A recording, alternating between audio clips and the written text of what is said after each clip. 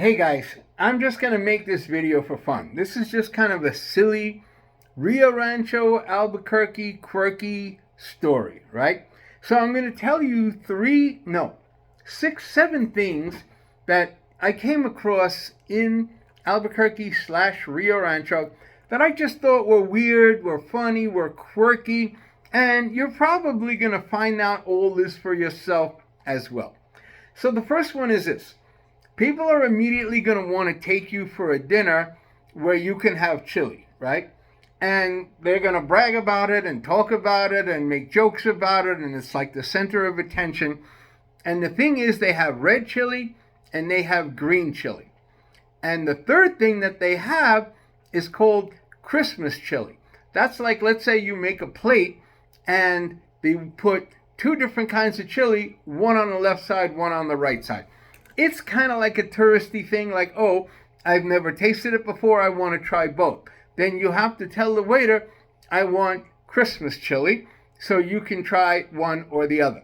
Now, the one warning I will give you is you may not know, is the green one the hot one or is the red one the hot one?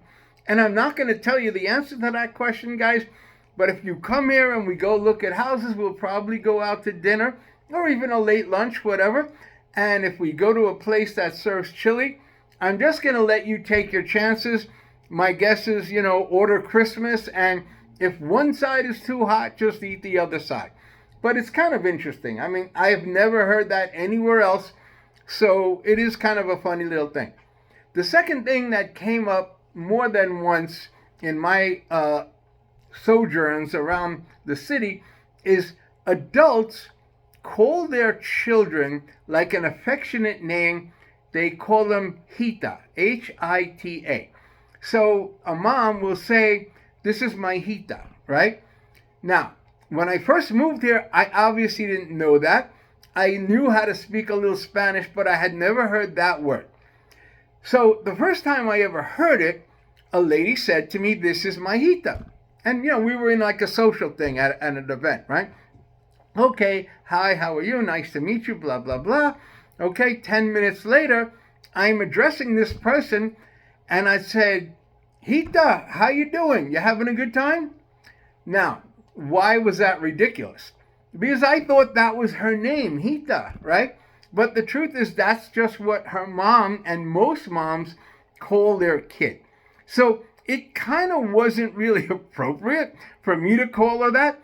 But I called her that like 5 times because I thought that was her name. And if I tried to get her attention or whatever, I'm over here saying that 100 times. And eventually, I don't remember how exactly I figured it out, but somewhere along the line, I was like, oh, that is not a kid's name. That's just what you call a kid. So it was silly. It was funny. I was embarrassed. I took one for the team. Let it go. Now, I have been invited to a lot of parties, so the third one is this. People will always try to feed you. Like, you think a Jewish grandmother is going to try to feed you?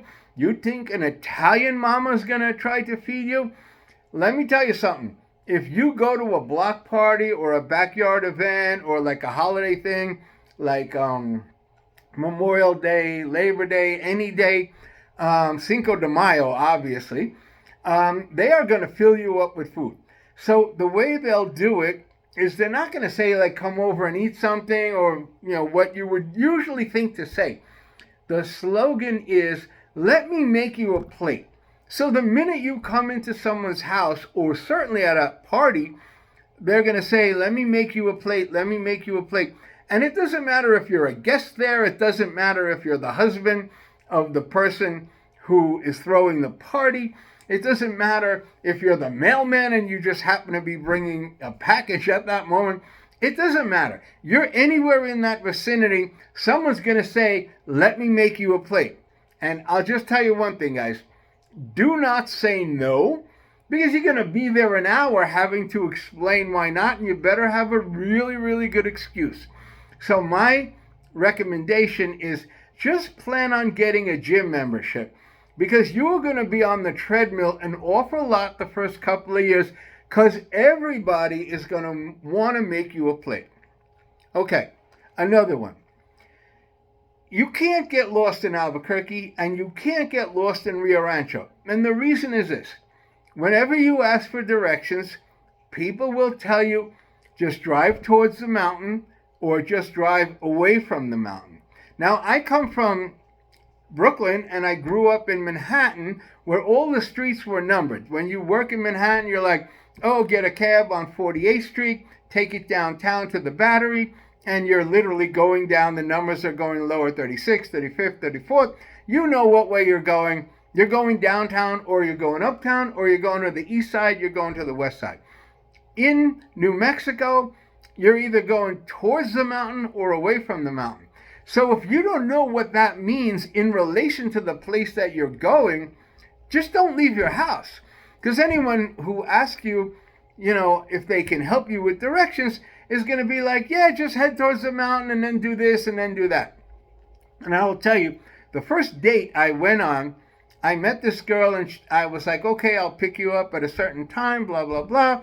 Give me the address. And of course, I had a GPS. It wasn't that difficult. But we decided to kind of drive up into the foothills and check out the scenery. And the closer you get to the mountain, you can't really say, oh, drive towards the mountain. You're already there. Now, the silly mistake that I made was like, we're just driving and we're looking. It was one of those snowy days where the snow was on all the trees and it just looked so gorgeous. I was like, let's just keep driving around. Well, by 7:30, the lights went out, the sun went down, and it was like, you can't see a thing. You don't know where you are. And what does she say to me? Just drive in the opposite direction of the mountain. And I'm like, I can't see the freaking mountain. I don't know where we are, right? So anyway, I finally figure it out. It's like you kind of have to go downhill because you're in the foothills a little. So if the car is going downhill, you're driving away from the mountain. If the car is close to the mountain and you're going uphill, you're kind of at the mountain.